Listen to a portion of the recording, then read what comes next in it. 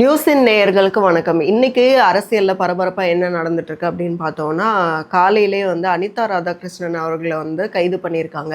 அதை பொறுத்த வரைக்கும் வந்து திமுகல இருந்து என்னன்னா, பழிவாங்கிற மாதிரி தாவேகா அரசு நடந்துக்குது. இதுவரைக்கும் வந்து அவதூறு பேச்சுக்கெல்லாம் வந்து யாருமே கைது பண்ணதில்லை அப்படின்னு சொல்லி ஆர்எஸ் பாரதி அவர்கள்லாம் வந்து சொல்லியிருக்காங்க. அதே மாதிரி திமுக தலைவர் ஸ்டாலின் அவர்கள் என்ன சொல்லியிருக்காங்கன்னா, இது வந்து என்ன டேக் டைவர்ஷன் பாலிடிக்ஸ் பண்றாங்க தாவேகா அரசு. இப்படியெல்லாம் அதாவது எதிர்கட்சியில் இருக்கவங்களை வந்து கைது பண்ணியே காலத்தை ஓட்டிடலான்னு நினைக்கிறாங்க அப்படின்னலாம் வந்து விமர்சனங்கள் வச்சுருக்காங்க. அதுக்கப்புறம் கனிமொழி அவர்களும் வந்து இதுக்கெல்லாம் பயப்படக்கூடிய இயக்கம் திமுக இல்லை அப்படின்னலாம் சொல்லியிருக்காங்க. ஸோ இந்த கைதை பொறுத்த வரைக்கும் அவதூறு பேச்சு, அதாவது 20ஆம் தேதி அன்னைக்கு ஆத்தூரில் நடந்த கூட்டத்தில் பேசும்போது விஜய் அவர்களை வந்து ஒருமையில் வந்து பேசிட்டாங்கன்னு சொல்லி இந்த அரெஸ்ட் வந்து நடந்திருக்கிறதா சொல்லப்படுது. ஆனாலும் அனிதா ராதாகிருஷ்ணன் அவர்களை பொறுத்த வரைக்கும் இப்போ வந்து ஒரு முக்கியமான ஒரு இஷ்யூ ஓடிட்டு இருக்கு இல்லையா, அந்த பேரம் நடத்தினாங்க, தாவேகா எம்எல்ஏக்களை வந்து விலை பேசினாங்கன்னு சொல்லி செந்தில் பாலாஜி அவர்களை வந்து குற்றம் சாட்டும் போது அதில் அனிதா ராதாகிருஷ்ணன் அவர்களோட பேரும் அடிபடுறதுனால ஒருவேளை இதுக்கும் சேர்த்து தான் வந்து அரெஸ்ட் பண்ணியிருக்காங்களா அப்படின்னு சொல்லிட்டு ஒரு தோணுது. ஸோ இதுவும் வந்து அடுத்தடுத்த இப்போ இந்த அவதூறு பேச்சுக்காக கைது பண்ணியிருக்கிற மாதிரி அடுத்தடுத்து அவங்க மேலே இருக்கக்கூடிய ஊழல் குற்றச்சாட்டுகள் ஆகட்டும், அதுக்கப்புறம் இந்த மாதிரி பேரம் பேசினதில் அவங்களுக்கு தொடர்பு இருக்கா, இதையும் சேர்த்து விசாரித்து அதுக்கப்புறமா அதுலேயும் வந்து ஆக்ஷன் எடுக்கணும் அப்படிங்கிறது தான் மக்களோட எதிர்பார்ப்பாக இருந்துகிட்ருக்கு.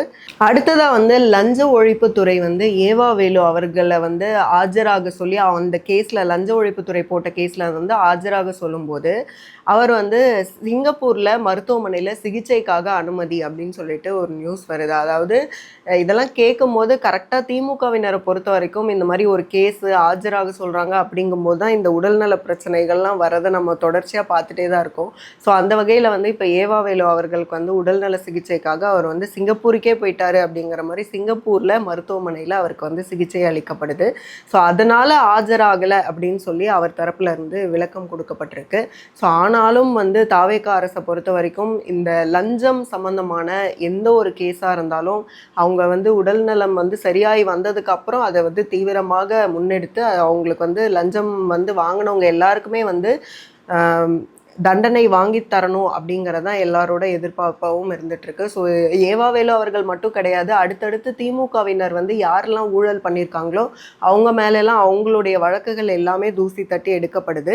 ஸோ அப்படி பார்க்கும்போது இன்னும் நிறைய பேர் வந்து இந்த மாதிரி உடல்நல பிரச்சனைகள் அப்படின்னு சொல்லி அடுத்தடுத்து வந்து திமுகவில் இருக்கிறவங்க ஹாஸ்பிட்டலுக்கு போவாங்களா அப்படிங்கிற ஒரு எதிர்பார்ப்பும் வந்து வந்திருக்கு. ஸோ இப்படியே போயிட்டு இருந்தா திமுகவோட நிலைமை என்ன ஆகும்னு தெரியல. அடுத்ததான் இந்த கரூர் இஷ்யூ அப்படின்னு வரும்போது வர 10ஆம் தேதி முதலமைச்சர் விஜய் அவர்கள் வந்து கரூருக்கு போக இருக்காங்க. அவங்க வந்து அந்த கரூர் இஷ்யூ நடக்கும்போது வந்து கரூருக்கு வந்து தன்னால் வர முடியல அப்படின்னு சொல்லிட்டு அவங்களெல்லாம் இங்கே கூப்பிட்டு வச்சு மாமல்லபுரமில் வந்து சந்திச்சது அப்படிங்கிறதெல்லாம் நமக்கு தெரியும். ஸோ அப்படி அப்போவே வந்து அவங்க குறிப்பிட்டிருந்தாங்க, என்னால் வந்து கரூருக்கு வந்து வர முடியல, பெர்மிஷன் இல்லை அப்படின்னு குறிப்பிட்டிருந்தாங்க. ஆனால் இப்போ இவங்க தான் சிஎம் அப்படிங்கும்போது ஸோ 10ஆம் தேதி கரூருக்கு வந்து போயிட்டு அங்கே பாதிக்கப்பட்ட மக்கள் இருக்காங்க இல்லையா, அந்த உயிரிழந்தவர்கள் குடும்பத்தில் ஒருவருக்கு வந்து அரசு வேலை கொடுக்க இருக்கிறதாகவும் தகவல் வருது. ஸோ அப்படி பார்க்கும்போது அது ஒரு நல்ல விஷயம். ஸோ அதுக்கப்புறம் வந்து இந்த கரூர் இஷ்யூவை பொறுத்த வரைக்கும் வந்து இன்னும் 2-3 டாக் வந்து என்னென்னா, ஆதவ அர்ஜுனா அவர்கள் வந்து பேசும்போது எம்ஆர் விஜயபாஸ்கர் அவர்களோட அந்த இணைப்பு விழாவில் பேசும்போது கரூரில் 41 பேர் வந்து எப்படி உயிரிழந்தாங்க அப்படின்னு சொல்லிட்டு எம்ஆர் விஜயபாஸ்கர் அவர்களுக்கு வந்து நல்லா தெரியும் அப்படின்னு சொல்லியிருந்தாங்க. அதே மாதிரி எம்ஆர் விஜயபாஸ்கர் அவர்களும் வந்து அந்த உயிரிழப்பை பற்றி பேசியிருக்கும் போது அப்போ வந்து என்ன நடந்திருக்கு அப்படிங்கிறது வந்து இவங்களுக்கெல்லாம் தெரியுமா அப்படிங்கிற ஒரு விஷயம் வந்து நமக்கு வந்து தோணுது. என்னன்னா அந்த உயிரிழப்பு வந்து எப்படி நடந்துச்சு அப்படிங்கிறது கேஸ் வந்து விசாரணையில் இருக்கும்போது ஸோ இவங்க வந்து இந்த மாதிரி பேசியிருக்காங்க அப்படிங்கும்போது அப்போ வந்து சதிதான் நடந்திருக்குமோ அப்படிங்கிற ஒரு டவுட் வந்து பெரிய அளவில் எழும்புது. ஸோ அது விசாரணை முடிவில் தான் தெரிய வரும், அதை பொறுத்திருந்து பார்க்கலாம். அடுத்ததாக வந்து விஜய் அவர்களோட ஆட்சியை கவிழ்க்கிறதுக்கு நிறைய சதி திட்டங்கள் வந்து தீட்டப்பட்டிருக்கு. அதுவும் குறிப்பாக வந்து சென்னையில் ஒரு நட்சத்திர விடுதியில் 1 வாரம் கிட்ட வந்து தங்கி இருந்து இதுக்கான பிளான்ஸ் எல்லாம் வந்து திமுக அதிமுகவினர் வந்து சேர்ந்து போட்டிருக்கிறதா வந்து தகவல் வந்திருக்கு. இதையெல்லாம் பார்க்கும்போது அதுலேயும் குறிப்பாக வந்து ஒரு கார்ப்பரேட் நிறுவனம் வந்து முன் வந்திருக்கு காசு கொடுக்கறதுக்கு. கிட்டத்தட்ட 180 கோடி வரைக்கும் வந்து பேரம்காக வந்து அவங்க பயன்படுத்துறதுக்கு திட்டம் தீட்டியிருக்காங்க. ஸோ அந்த இப்போ அந்த கார்ப்பரேட் நிறுவனம் ஆல்சோ வந்து விசாரணை வளையத்துக்குள்ளே கொண்டு வரப்பட்டிருக்கு. ஸோ இதெல்லாம் பார்க்கும்போது அடுத்தடுத்து ஒவ்வொரு நாளும் ஒவ்வொரு திடுக் தகவல் வந்துக்கிட்டே இருக்கும் போல இருக்கு. அந்த அளவுக்கு வந்து ஒரு சதித்திட்டம் எப்படியாவது வந்து பெரும்பான்மை இல்லாமல் பண்ணிடணும் அப்படிங்கறதுக்காக தாவேகா எம்எல்ஏக்களை வந்து பேரம் பேசி அவங்க சைடு இழுத்துக்கிட்டாங்க அப்படின்னா இப்போ விஜய் அவர்களுக்கு வந்து பெரும்பான்மை வந்து குறைஞ்சிரும் அப்படிங்கிற மாதிரிலாம் பிளானை போட்டுக்கிட்டு, ஸோ அதோட வெளிப்பாடு தான் ஸ்டாலின் அவர்கள் வந்து 3 மாசத்துல ஆட்சி கவிழ்ந்துரும் 6 மாசத்துல கவிழ்ந்துரும்னு சொல்றதெல்லாம் அப்படிங்கிற மாதிரி இப்போ வந்திருக்கு. ஸோ இதெல்லாம் பார்க்கும்போது இதெல்லாம் எங்கே போய் முடிய போகுது அப்படின்னு தெரியல. ஆனாலும் விஜய் அவர்கள் ரொம்ப கான்ஃபிடென்ட்டாக இருக்காங்க. இந்த ஆட்சி வந்து 5 ஆண்டுகளும் வந்து கண்டினியூ ஆகும் அப்படின்னு சொல்லிட்டு அந்த கூட்டம் தோழமை கட்சிகளோட ஆலோசனை கூட்டத்திலலாம் சொல்லியிருக்கும் போது நம்மளும் கான்ஃபிடென்ட்டாக இருப்போம் 5 ஆண்டுகள் வந்து இந்த ஆட்சி தொடரும் அப்படின்ட்டு. அடுத்ததாக வந்து பெரம்பூர் மக்கள் ரொம்பவே கொடுத்து வச்சவங்க அப்படிங்கிற மாதிரி வந்து ஒரு விஷயம் என்னன்னா, ஆப் வந்து ஒன்று வந்து முதலமைச்சர் விஜய் அவர்களோட அறிவுறுத்தலின் பேரில் வந்து கொண்டு வர போகிறாங்க. அதுபடி என்னென்னா, பெரம்பூர் மக்கள் யாருக்கு என்ன தேவை இருக்கோ இல்லைனா வந்து ஏதாவது ஒரு ப்ராப்ளம் இருக்கோ, ரோட் ஃபெசிலிட்டியோ இல்லை வந்து குடிநீர் பிரச்சனையோ எது வந்தாலும் உடனடியாக வந்து அதில் வந்து புகார் அளிக்கலாம். அது புகார் அளிக்கிற பட்சத்தில் இல்லைனா தேவைகளை வந்து சொல்கிற பட்சத்தில் அது வந்து உடனடியாக வந்து நிறைவேற்றி தரப்படும் அப்படின்னு சொல்லியிருக்காங்க. ஸோ இதை பொறுத்த வரைக்கும் பெரம்பூர் மக்களுக்கு இது வந்து ஒரு ரொம்பவே ஹாப்பியான ஒரு நியூஸு.